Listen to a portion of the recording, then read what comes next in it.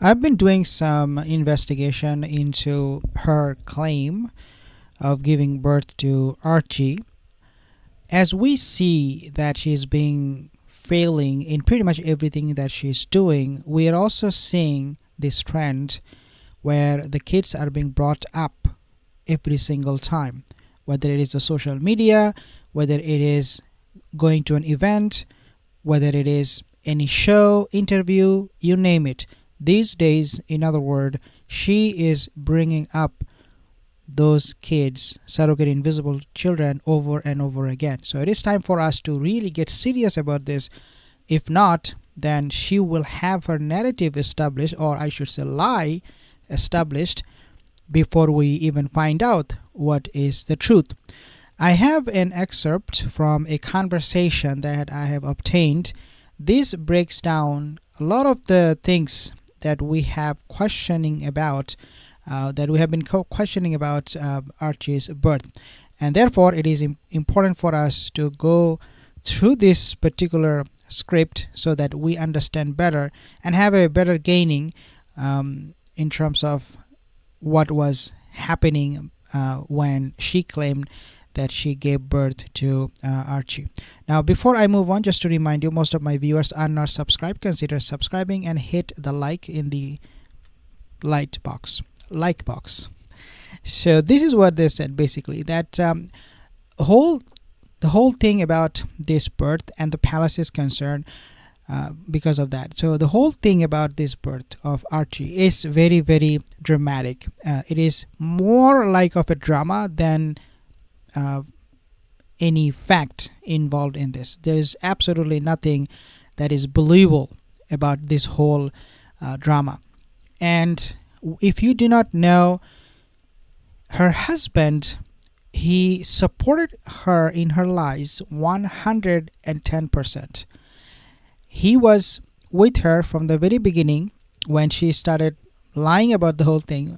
I mean, when I say lie, I mean I just don't mean that she lied about the child itself, but also I mean the whole situation, what really happened, the incident, the timing, all of it. A lot of them are fake, if not 100% of them are fake. But this is what was mentioned. When Harry took the mother or Meghan, Duchess of Dish Soap, to the hospital, the drive was 1 hour and 5 minutes. But surprisingly, according to this excerpt, they were back within 2 hours, and she had to endure at least 2 epidurals. Now, this is actually something that was mentioned by Harry himself. Okay, Harry was the one that time was talking, because remember at that time she was supposed to be giving birth, right? She was pregnant, right? All quotation mark. So who will speak? It is going to be obviously the butler, Harry himself. They were back to Frogmore Cottage within 2 hours of having given birth to Archie, having had to have 2 epidurals. And you cannot have those epidurals in matter of just few hours, because it takes, I think epidurals are like a procedure they do. It will take you at least, I'm not a doctor, but I have been to hospital many times because of my parents. I would say any procedure, the hospital would want to keep the patient at least for 1 week, especially when it comes to this kind of procedures, epidurals and things like that. At least a week, minimum 5 days. But they were back to their Frogmore Cottage within 2 hours. And this is why it doesn't make any sense. Now, we have a person who was at the Portland Hospital. Now, Portland Hospital is where this Archie child was born. And she basically said that, and her name is Jennifer, she is basically saying that the Portland Hospital, they do not really have an emergency room. If you are in a critical condition, then they will transfer you to a actual hospital, like a bigger one. This hospital doesn't have, but this is what Harry claimed. Meghan claimed that she was admitted to the hospital emergency room. Now, when she said, Jennifer, she gave an interview recently, and she said that there are many number of reasons why this is fraudulent, means the whole birth is fraudulent, is because she said that Harry said after Duchess of Bishop gave birth, a very complicated birth. By the way, she was a geriatric birth. It was a geriatric birth. I think once you reach the age of 35, 36, around that time, again, I'm not an expert, then you become an older woman to give birth. And with 2 epidurals, which I think, this is coming from Jennifer, he made a mistake there, because we are going to get into this a little bit.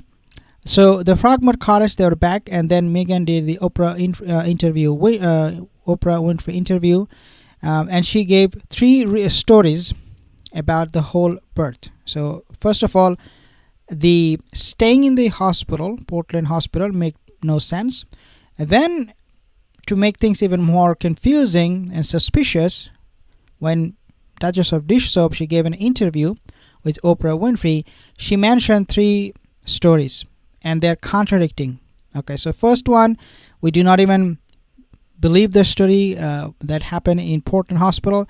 And then when she talked to Oprah, she basically contradicted herself. How that happened?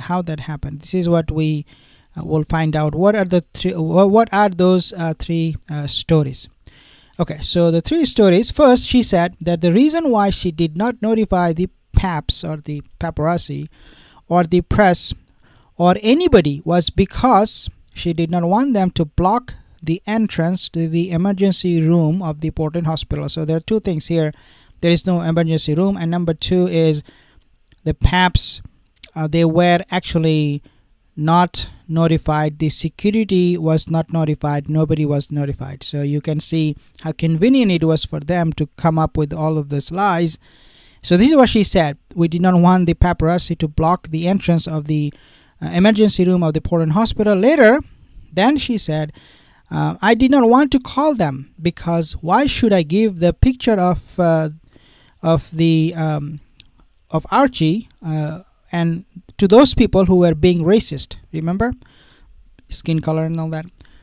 And then she said that we did notify, but nobody came, so nobody cares about us, but we did tell them. And then you also have the protocols, which is, if you're giving birth to a royal, you need to notify the Queen. Okay, you need to notify the Queen. At that time, Queen Elizabeth was alive. They did not do it, and that goes against protocol. And they said basically that the security, they did not contact the Queen. The Queen had no idea, and they put the blame on the security, okay, of the royal security. Why they did not notify the Queen? It was their responsibility. Do you think, and I don't think so, I don't believe that the security of the monarchy will actually ignore the Queen at that time? And so this is what it says. This is non-negotiable, but clearly we know that the Queen was not notified, which means that the royal protection officers who were serving the Queen and who have a very strict protocol broke one of the most important security rules. Again, this is coming from Meghan Markle, that the Portland Hospital and the security did not notify the Queen whatsoever. Now, this is going to be a serious conversation that we really need to get into and delve more into to find out exactly what happened, because if we don't, then she is going to lie through her teeth and we'll have to believe her stories. So I'll come up with part 2 in the next coming days and try to figure this whole thing out so that we can establish a firm narrative as to really what happened. If you're new to the channel, consider subscribing and leave a comment in the comment section below. Join our channel membership. See you in the next one.